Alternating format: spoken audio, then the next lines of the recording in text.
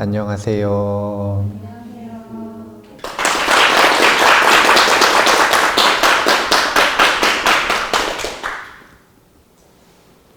오늘은 8월 18일 산청 송덕사에서 독서 수업 하고 있습니다.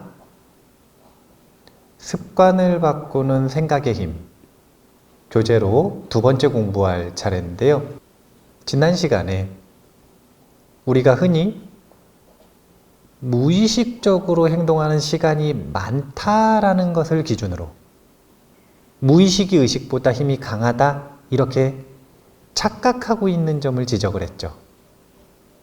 이 책은 주제가 의식이 왕이고 무의식은 신하라는 거예요. 그런데 의식과 무의식 중에 사람들은 뭐를 나라고 여기냐면 의식을 나라고 여기거든요. 내가 무의식에 지배당한다라고 느끼는 이유가 무의식과의 관계, 그 속에서 의식이 가지고 있는 마인드셋이 잘못되었다.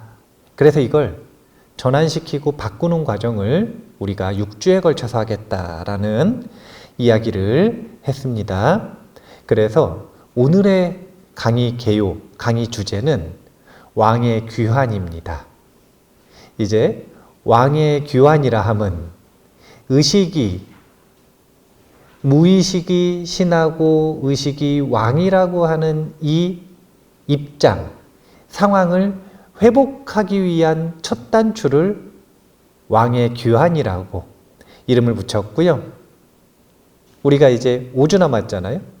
2주차, 3주차, 4주차, 5주차, 6주차 그 5번을 귀환 일정으로 본다면, 왕의 귀환의 일정으로 본다면 오늘 해당되는 2주차에는 왕의 귀환, 3주차에는 귀환했으면 이제 왕국을 통치해야 됩니다. 통치 시작. 4주차에는 왕국의 법전을 개혁해야 돼요. 5주차에는 이제 반란을 막기 위해 통치 전략을 수립해야 되거든요. 그리고 6주차에는 영원한 왕국을 건립한다. 즉 의식의 주도권을 놓치지 않는다 라고 하는 내용까지 6주차에 걸쳐서 한번 왕의 능력을, 의식의 능력을 되찾아 보겠습니다. 60페이지에 의식 상태는 말로 나타난다 라고 하는 분단, 이 문단을 다 읽겠습니다. 함께 읽을게요. 오랫동안 천식을 알아온 사람은 저는 천식입니다 라고 말하기도 합니다. 왜 이렇게 표현하게 되었는가 하면 이 사람의 머릿속에는 나는 천식이 공식화되었기 때문입니다. 이 경우 마치 태어날 때부터 천식을 가지고 있었던 것처럼 천식을 자신의 일부로 수용하게 됩니다. 저는 천식입니다. 그러면은 최천식, 김천식이라는 이야기잖아요. 바로 뭐냐면 무의식적으로 반복되고 있는 행동을 나와 동일시하는 거예요. 왕이 자꾸 신하와 동일시하는 겁니다.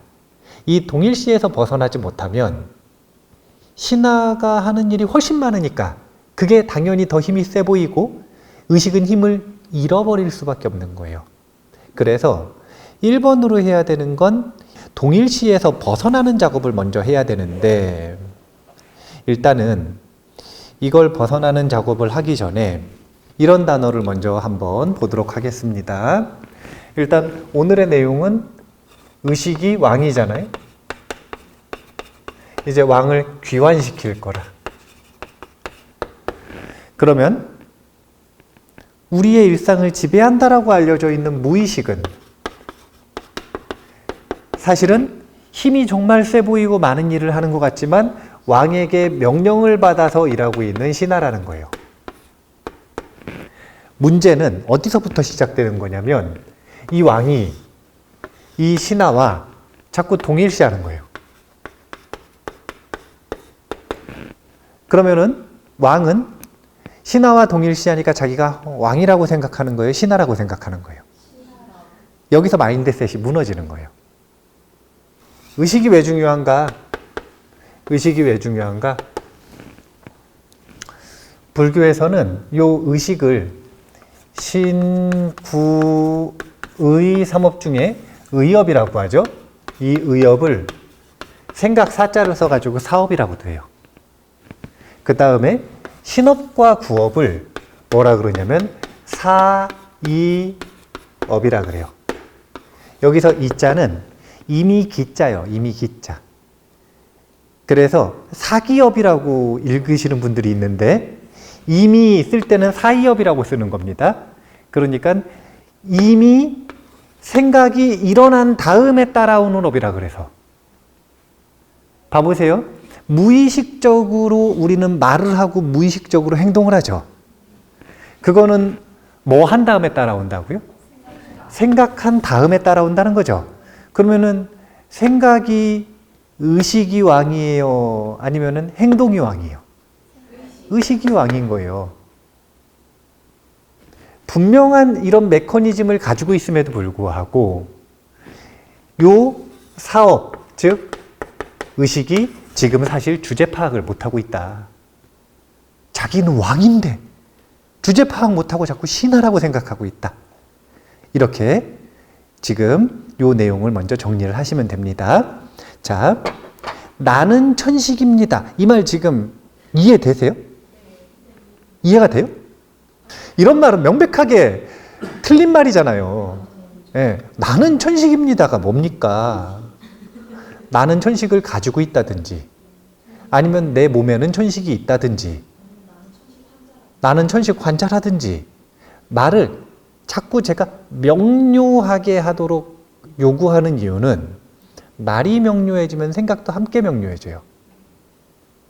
그래서 이 책에서는 무의식을 바꾸는 데 있어서 생각과 말, 언어를 절대적으로 의지해서 활용합니다.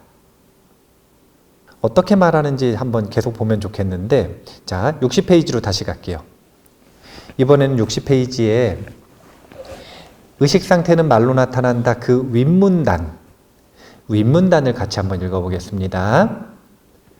습관을 고친다는 것은 자신 안의 시스템을 컨트롤하는 것입니다. 무언가를 컨트롤하려면 컨트롤하는 대상과 그것을 컨트롤하는 자신을 구분해야만 합니다. 예를 들어 우리는 호흡하는 속도를 컨트롤할 수 있지요. 이는 폐와 그 활동 그리고 그것을 관찰하는 의식으로 구분되어 있기 때문입니다. 그렇기에 의식이 그 관찰 대상인 폐와 그 활동을 컨트롤할 수 있는 것입니다. 일단은 동일시에서 벗어나는 게 가장 중요해요. 그래서 오늘 왕의 귀환이라 그랬는데 왕의 귀환은 무엇을 전제로 이루어지는 거냐면 신하와의 동일시를 분리시키는 것에서 시작되는 것입니다. 그래서 분리해가지고 볼 줄 알아야 되는데 호흡과 나는 다른 거예요. 폐와 나는 다른 거예요. 자, 손을 다쳤어요. 그러면 손을 다친 거예요? 내가 다친 거예요? 근데 대부분 내가 다쳤다고 표현을 하죠. 그만큼 강력하게 동일시하고 있는 거예요. 자, 기분이 나빠요. 이건 내가 기분이 나쁜 거예요? 마음이 상한 거예요? 마음이 상한 거지 내가 기분이 나쁜 게 아니에요. 자, 이번에는 마음을 다쳤어요. 그러면 내가 다쳤어요? 마음이 다쳤어요? 마음이 다쳤어요. 손가락을 다쳤어요.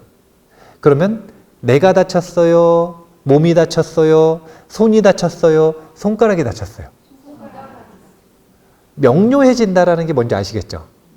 네, 명료해진다라는 게. 일단은 그러려면은 분리해야 되는데 59페이지를 보면 중요한 원리가 나옵니다. 59페이지의 첫 번째 문단을 함께 읽어볼게요.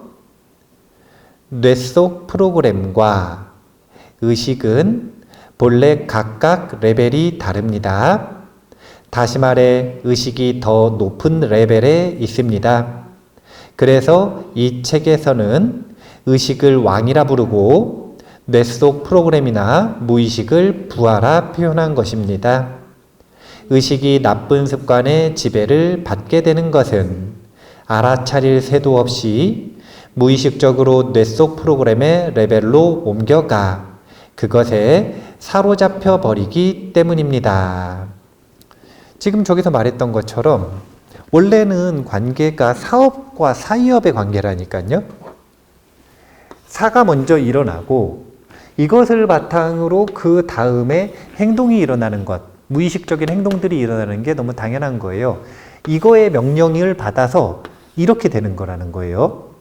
그런데 문제가 뭐냐면 요 놈이 아까 얘기했던 것처럼 주제 파악을 지금 못하고 있어요. 자기가 신한 줄 아는 거예요. 자기의 역할을 모르는 거예요.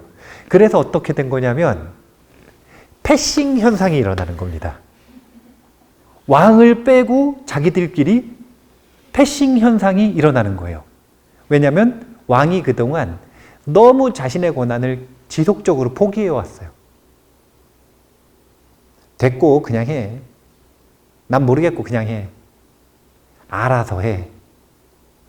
그래가지고 알아서 하면 되나 보다. 그리고 아예 서류도 안 올리고 그대로 지나가 버리는 거예요.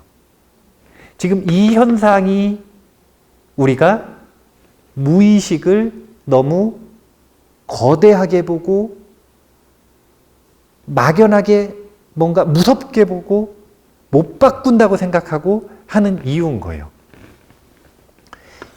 여기를 딱 거쳐서 가게 하면 그러면 우리는 의식과 무의식의 본래 관계를 되찾을 수 있다.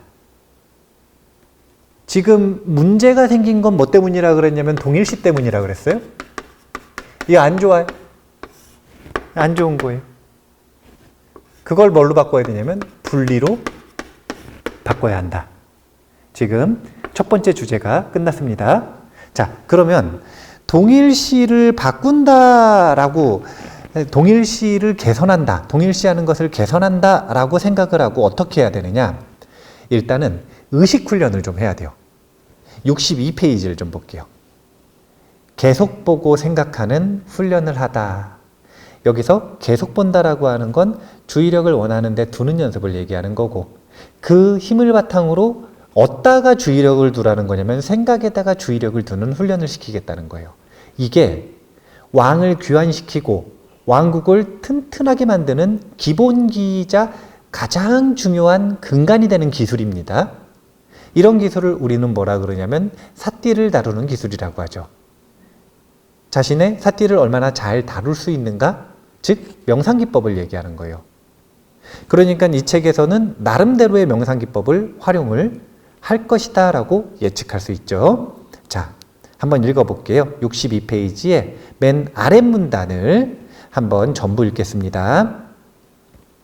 먼저 계속 보기 훈련을 하기 위해서는 어떤 것이든 상관없으니 무언가 하나를 정하고 집중해서 바라봅시다. 바라보는 것 이외에는 그 어떤 것도 하지 않고 그저 보는 것에만 집중해야 합니다. 사고를 멈추고 보기로 정한 대상을 계속 보는 것입니다. 그 대상은 페트병, 꽃, 바깥 풍경 등 어떤 것이든 상관없습니다. 이 행동을 3분간 이어서 계속합니다. 자, 페트병 보기 훈련을 한다고 생각을 해보죠.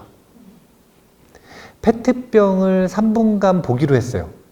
그러면 3분간 보는데 다른 생각 안 나고 페트병만 3분 동안 볼 수 있는 자신 있으세요? 없으세요? 이게 쉽지가 않은 거예요. 왕이 되잖아요.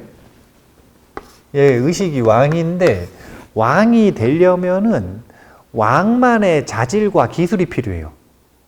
왕은 뭘 엄청 해야 되냐면 사인을 해야 돼. 근데 사인이 이만큼씩 오거든요. 예전에 그거 이렇게 올리는 거 뭐라 그래요? 아니, 왕궁에서 이렇게 올리는 거. 상소문 이런 거 하면은 다 보고 사인하지 않습니까? 이거 다 찍어주고. 얼마나 사인을 많이 해야 되는지 편하게 하라고 옥새 만들어준 거 아닙니까? 이만큼 오는 거를 그냥 무작정 찍는 것도 아니에요. 반려할 건 반려하고, 다시 만들어 오라고 할 건 다시 만들어 오라고 업데이트 요구하고, 찍을 거 찍고, 이걸 다 속독으로 읽어보고 판단하고 찍어주는 것까지. 이 모든 걸 다 해야 돼요. 그러려면은 최소한 봐보세요. 지금 여기 상서문이 올라와 있어. 상서문 3분 동안 볼 수 있는 힘이 없으면 요 서류 처리할 수 있겠어요, 없겠어요? 없겠죠. 자, 3분 자신 있냐 이거예요. 3분. 자, 3분 페트병 바라보기. 요거 자신이 있는가? 지금 기준을 정해준 거예요. 한 3분 정도는 자신이 원하는 대상을 바라볼 수 있어야 되지 않느냐. 근데 욕심이 너무 많으셔. 제가 보기엔. 저자가 너무 욕심이 많으셔. 3분 힘들어요. 어느 정도면 되냐면 평균 10초예요. 평범한 집중력을 가지고 있는 어른들, 하나의 대상에다가 마음을 두고 다른 생각을 하지 않는, 하나의 대상에다 마음을 두고 이 놓치지 않는 시간이 평균 10초라고 생각하시면 돼요. 아직 주의력 훈련을 전혀 안 하신 분들. 그런데 주의력 훈련을 하시면 한 30초 정도까지 기본적으로 늘어나야 돼요. 이 정도면 그러면 다른 훈련을 할 수 있는 충분한 자질을 갖췄다? 이렇게 볼 수 있습니다. 3분 쉽지 않아요? 나중에 이제 선정 수행하시려면 4시간 해야 돼요. 하나의 대상에 4시간. 이런 기준들이 있거든요. 근데 저는 3분 너무 힘들고 30초로 하겠습니다. 30초 정도는 자신이 원하는 것을 바라볼 수 있는 그 정도 훈련은 해야 왕의 귀환을 이룰 수 있습니다. 제가 방법을 아무리 알려드려도 절로 가면 귀환입니다. 그래도 절로 갈 수 있는 힘이 없으면 못 가잖아요. 그 힘의 첫 번째 요소가 원하는 데다가 마음을 30초 둘 수 있다. 요 정도는 훈련을 해야 된다. 요겁니다. 그러면 그걸 가지고 뭘 할 거냐면 이제는 64페이지를 보겠습니다. 의식을 향하면 강화되는 원리. 굉장히 말이 어려워요. 의식을 향하면 강화되는 원리. 생각을 반복하면 강화되는 원리. 이런 거겠죠. 자, 저렇게 30초 동안 원하는 대상에다가 마음을 두는 훈련을 해서 뭘 할 거냐면 30초 둘 수 있으니까 그 자리에 이제는 뭘 두기로 한 거냐면 생각을 두기로 하기 위해서, 즉 사유라는 걸 하기 위해서 최소한 30초의 문턱을 뒀던 거예요. 그러면 사유를 왜 하느냐? 자기가 원하는 주제를 사유를 반복하면 강화되는 원리가 있기 때문에 그래요. 자, 봐보세요. 습관을 바꾸는 생각의 힘이잖아요. 자, 습관을 바꾼다는 게 무슨 뜻이냐면 무의식을 바꾸는 생각의 힘이라는 뜻이에요. 무의식과 습관을 바꾸는데 생각을 쓰겠다는 거예요. 그러면 그 생각을, 원하는 생각을 반복할 수 있어야 될 거 아니에요. 그 기본 능력으로 마음을 원하는 대상에다 30초 둘 수 있는 걸 요구했던 겁니다. 여기까지 이해하시겠죠? 자, 의식을 향하면 강화되는 원리 함께 읽어보겠습니다. 의식적으로 살아가는 것이 어렵다고 자각하는 사람만이 의식적으로 살기 위한 노력을 합니다. 매일 이 훈련을 하는 것만으로도 그동안 얼마나 무의식적으로 살고 있었는지를 실감할 수 있기 때문에 의식적으로 살고 싶다는 마음을 더욱 강하게 가질 수 있습니다. 자, 이 이야기가 왜 나오는 거냐면 위에 바로 첫 번째 문단 한번 보면 제가 읽을 거예요. 2가지 훈련을 매일매일 하기를 권장했어요. 첫 번째는 계속 보기 훈련을 하루에 3분씩 하자. 생각하기 훈련을 하루에 5분씩 하자. 최소한 하루에 자기가 원하는 대상에다가 마음을 두는 연습을 3분은 해야 되고 그 힘으로 자기가 원하는 주제의 생각을 5분 하는 연습은 매일매일 반복하자라고 하는 이야기를 앞에서 제안을 했어요. 근데 그걸 해보면 안다는 거예요. 뭘 아냐면 쉽다는 걸 알아요? 어렵다는 걸 알아요? 어렵다는 걸 알라고 지금 그런 훈련을 제안을 했다는 거예요. 그만큼 내가 내 생각을 내 뜻대로 못한다라고 하는 것을 확인하라고. 그리고 확인했다면 이제 얼마나 무의식적으로 살고 있었는지 실감하고 의식적으로 살고 싶다는 마음을 강력하게 일으키라고. 그 상황에서 세 번째 문단, 뒤에 페이지 있는 데까지 읽을게요. 또 의식을 향할수록 강화된다고 하는 법칙이 있습니다. 예를 들어 잠자기 전 그날 경험했던 감사할 만한 일들로 의식을 향하면 건강한 마음을 키워갈 수 있습니다. 조금 무딘 사람은 느끼고 있는 것에 의식을 꾸준히 향하면 신체 감각이 예민해집니다. 이처럼 무엇에 의식을 향하는지에 따라 강화되는 것이 정해집니다. 제가 자주 드는 예화가 있죠. 어떤 할아버지가 손자한테 옛날 이야기를 해줬어요. 옛날에 검은 늑대와 흰 늑대가 살았어요. 검은 늑대는 나쁜 늑대, 흰 늑대는 좋은 늑대인데 둘이 싸우면 누가 이길까요? 누가 이겨? 그날 컨디션 좋은 애, 힘센 애. 그게 아니라 주인이 밥 주는 애가 이긴다. 이게 할아버지의 대답이거든요.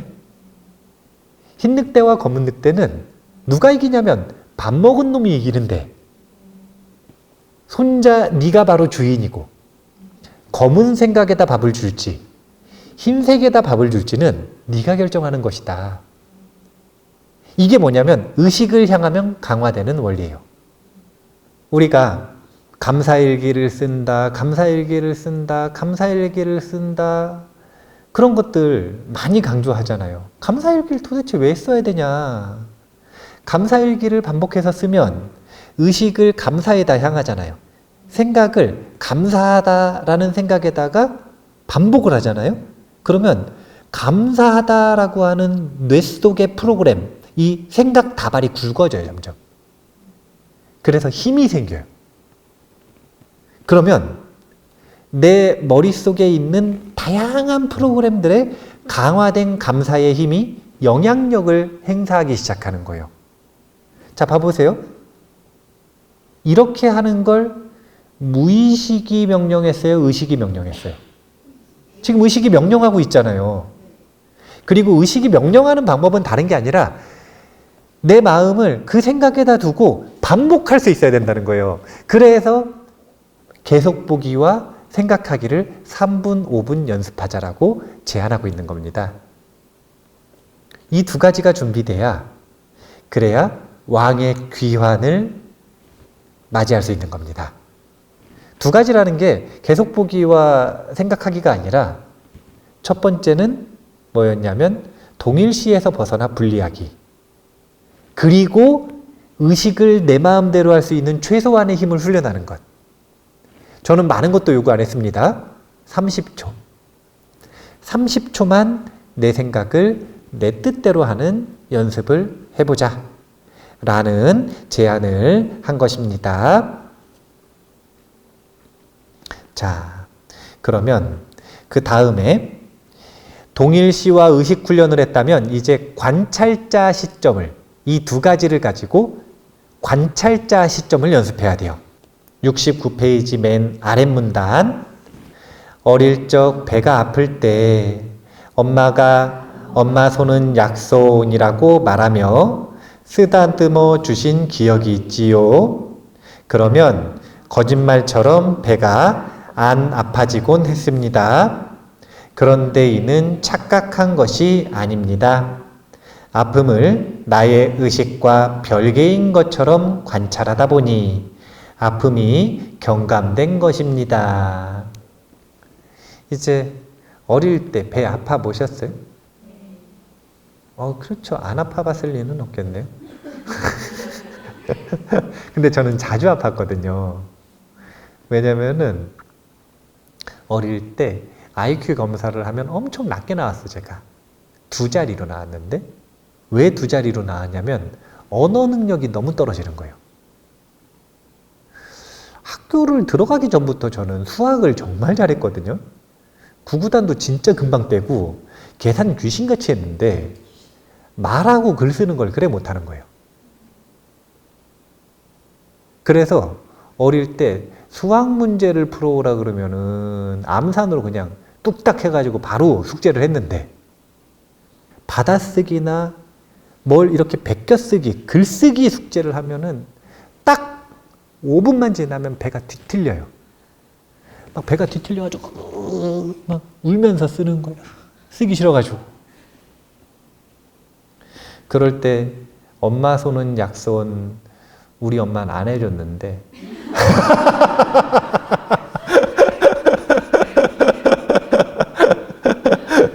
그렇게 아파 죽겠는데 그때 엄마 손은 약손 해줬다고 생각해 보세요. 그러면 배가 안 아파질 수도 있을 것 같아요. 그러면 그게 왜 그런가를 한번 생각을 해보면, 엄마 손이 진짜 약손이어서가 아니라 그렇게 막 배가 아픈 순간이 있어요. 그러면 배가 아파요? 내가 아파요? 내가 아프죠? 내가 아파요. 이게 우리의 의식 현상의 특징이에요. 자꾸 의식을 패싱한단 말이에요. 그래서 동일시를 해버려요. 근데 엄마 손은 약손 하면서 어디를 문질러 주냐면 배를 이래 문질러 줘요. 그러면 어떤 인식이 생기냐면 내가 아픈 게 아니라 배가 아프다라는 인식이 생겨요. 그럼 자동으로 분리가 되는 거예요. 분리가 되고 나니까 이제 내가 아픈 게 아니라 배가 아픈 거잖아요. 그럼 배가 아픈지 안 아픈지를 본단 말이에요. 이게 바로 관찰자 시점이에요. 그러니까 관찰자 시점으로 가는 것만으로 어떤 현상이 벌어지냐면, 내가 아프다고 생각했을 때 고통이 증폭된 것이 거품이 싹 빠져요. 그러니까 생각보다 별로 안 아프네? 또는 스트레스를 안 받으니까 실제로 배가 좀 덜 아파지네? 이런 현상이 생기는 거예요. 이게 바로 관찰자 시점의 예인데, 그 핵심에는 내가 아니라 배가 아픈 거다. 동일시에서 벗어난 분리가 있었다. 자, 69페이지로 넘어가 볼게요. 흔히 사고, 이 부분 읽도록 하겠습니다. 흔히 사고, 감정, 신체가 마치 물처럼 하나로 합쳐진 것이 의식이라고 생각합니다. 이와 같은 상태에서는 아주 오래전 사람들이 물을 분해하려는 발상 자체를 할 수 없었던 것처럼 의식과 사고, 감정, 신체를 분해할 생각을 할 수 없겠지요. 물이 수소와 산소가 합쳐서 생겨난 것임을 알면 이를 각각 분해할 수 있는 것처럼 의식과 사고, 감정, 신체가 하나의 것이 아니라는 것을 알게 되는 순간 분해할 수 있게 되겠지요. 객관적 관찰을 하기 위해서는 실체를 봐야 되는데, 그 실체를 볼 때 덩어리로 보느냐 아니면 해체해서 보느냐, 이것을 요구하고 있어요. 자, 불교의 특징이 무엇인가라고 하는 걸 이야기를 할 때, 강목 스님이라는 스님이 있는데, 이 스님이 초기 불교를 강의를 잘 하시거든요. 초기 불교의 특징을 뭐라 그러시냐면은 해체주의라 그래요. 뭘 해체하느냐? 우리 두뇌에는 어떤 특징이 있냐면 효율과 절약을 추구하는 특징이 있어요. 이유는 다른 게 없고요. 생존하기 위해서. 지금 심장 뛰는데 내가 의식적으로 좀 신경을 써야 돼요? 안 써도 돼요? 왜요? 자동화가 됐네요? 그러면 자동화는 왜 됐어요? 아니죠. 의식이 명령을 내렸잖아. 의식이 명령을 내렸어요. 그 의식이 명령을 내린 것을 바탕으로 명령을 어떻게 내렸냐면 반복을 통해 가지고 내렸고, 그리고 그것이 몸에 신하가 받아들여 가지고 자동화를 한 거예요. 왕께서 더 이상 신경 쓰지 않아도 되게. 왜냐하면 왕은 이 두뇌라고 하는 매개체를 가지고 에너지를 어디에다 써야 되냐면 심장 뛰는 데다가 에너지를 다 써버리면 딴 걸 아무것도 못하니까 왕은 그 모든 신하들을 다스리고 그리고 더 생산적이고 더 좋은 일을 하기 위해 에너지를 잘 아껴야 돼요. 그래서 어떤 특징이 있냐면 보통 습관과 루틴을 구분해서 말하는데, 습관은 하나의 행동에 대한 반복을 통해서 생기는 것이 습관이에요. 루틴은 하나의 습관에다가 앞, 뒤로 다른 습관을 그룹으로 묶는 거예요. 그러니까 컵을 들기 전에 뭘 할 거냐면 이 컵을 볼 거예요. 자, 습관을 어떻게 들이는 거냐면 컵을 드는 습관이 하나가 있다고 생각해 보세요. 이걸 기준으로 이제 고리를 걸어.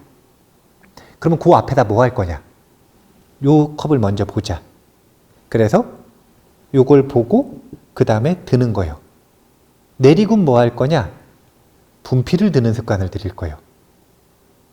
이런 식으로 습관 그룹을 만드는 걸 루틴이라 그래요.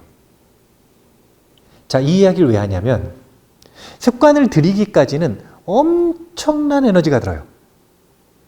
그런데 습관을 들이고 나면 자동화가 된다 그랬죠. 근데 더 웃긴 건 습관을 뭉치로 묶어가지고 루틴으로 만들잖아요. 그러면 이 루틴이 다 같이 굴러가면서 에너지가 더 절약이 돼요. 우리의 두뇌가 다른 데다 에너지를 낭비하고 싶지 않으니까 이미 반복을 통해서 자동화된 건 어떻게 하냐면 덩어리로 묶어가지고 생각하는 경향이 있다는 거예요. 루틴은 습관의 덩어리거든요. 생각해 보세요. 아침 습관을 만들어요? 아침 루틴을 만들어요? 원래는 아침 루틴을 만드는 거잖아요. 그 얘기는 무슨 얘기냐면 1번 습관, 2번 습관, 3번 습관, 4번 습관을 합쳐서 뭐라고 했냐면 아침 루틴이랬어요. 자, 아침 루틴은 지금 단독으로 있는 거예요? 1, 2, 3, 4가 화합한 거예요.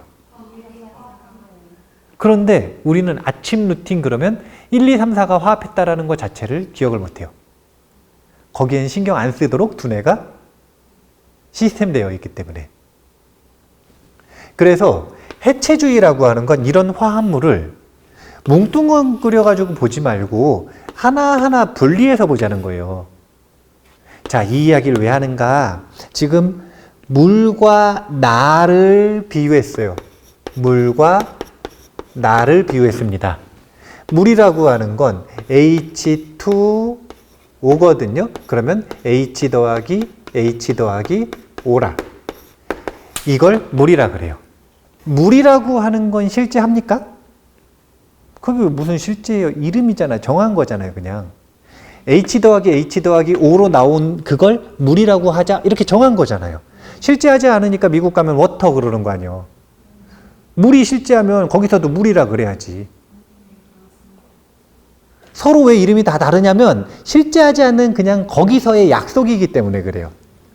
그러면 그 실제는 뭐에 더 가까운 거냐면 물이 아니라 H 더하기 H 더하기 O인 거예요. 즉 H와 H와 O의 화합을 물이라고 하더라. 이게 사실은 정확한 언어잖아요. 분리해서 보기. 나라는 것도 부처님이 똑같이 하셨어요. 부처님한테도 철학의 3대 주제를 사람들이 와서 물었단 말이에요. 이 세상은 정체가 뭔지, 나는 어떤 존재인지, 나와 세상은 어떤 관계를 맺고 있는지. 그 중에서 사람들은 제일 나에게 관심이 많으니까 나란 도대체 뭡니까? 라고 질문을 했을 때 부처님은 나를 뭐라 그러셨냐면 나를 뭐라라고 본인의 언어로 주장을 하시지 않고 첫 번째, 세상 사람들은 색, 수, 상, 행, 식, 화합을 나라고 하더라. 이렇게 얘기하셨어요. 자, 봐보세요. 오온이라고도 안 하셨어. 자, 오온이라는 게 있어 보여요? 없어 보여요? 있어 보이잖아요. 그건 실제가 아니에요. 오온의 실제는 색 더하기 수 더하기 상 더하기 행 더하기 식이라.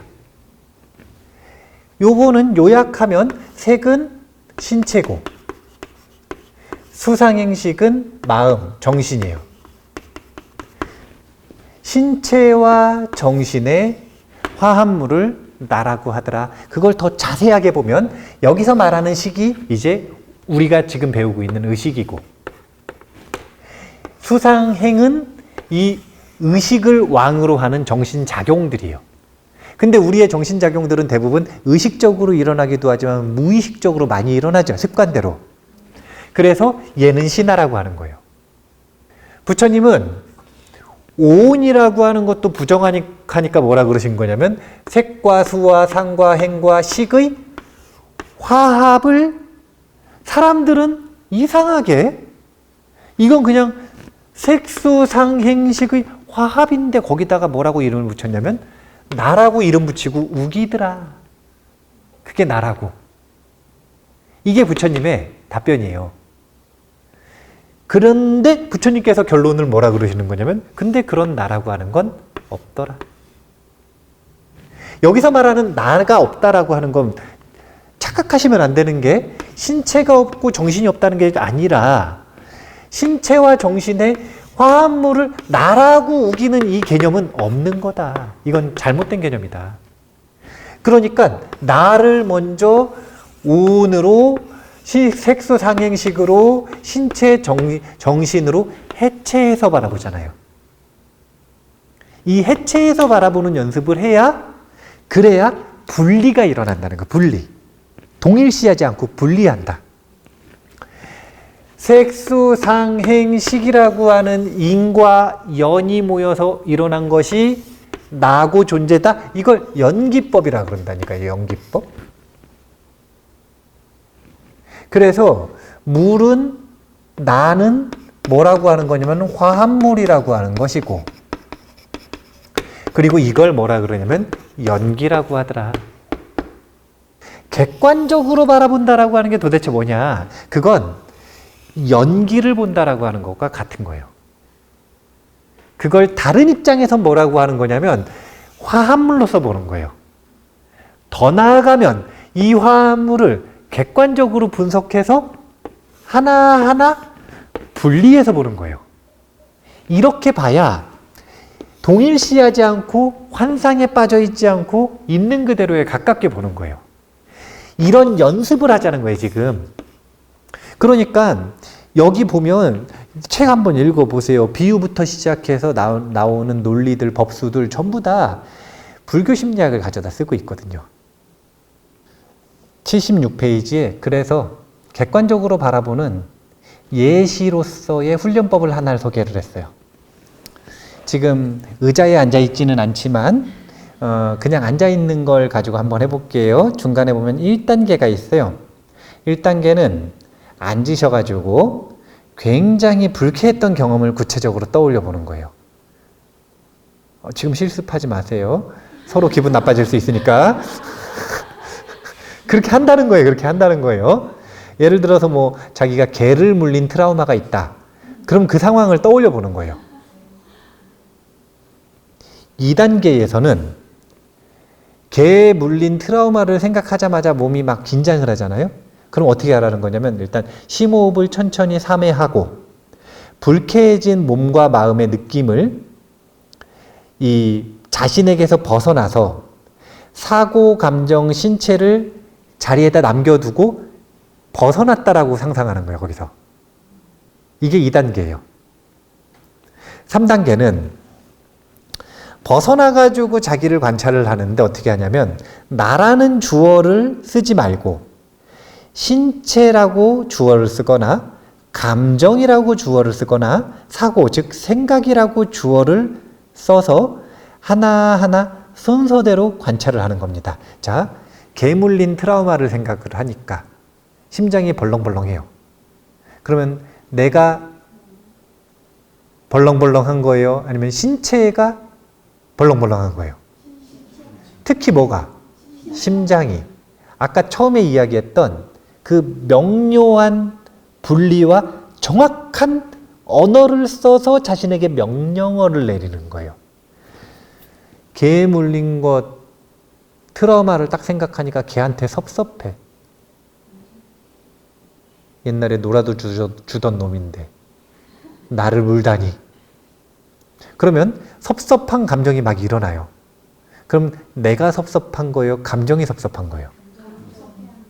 이렇게 언어를 써서 자기를 관찰하고 명료한 언어로 바라보는 게 3단계. 그리고 4단계에서는 신체, 감정, 사고 반응에 휘둘리지 않고 저기서 떨어져 가지고 자신을 바라보는 상상을 해보라는 겁니다. 이렇게 분리해서 바라보는 훈련을 이미지 트레이닝으로서 방법을 알려준 거예요. 76페이지에다가 딱 별표 쳐두시고 다시 한번 정독해 보신 다음에 자신이 무엇인가 동일시할 때 거기에서 벗어나는 훈련법으로 한번 써먹어 보시기 바랍니다. 오늘의 결론은요, 왕의 규환이에요.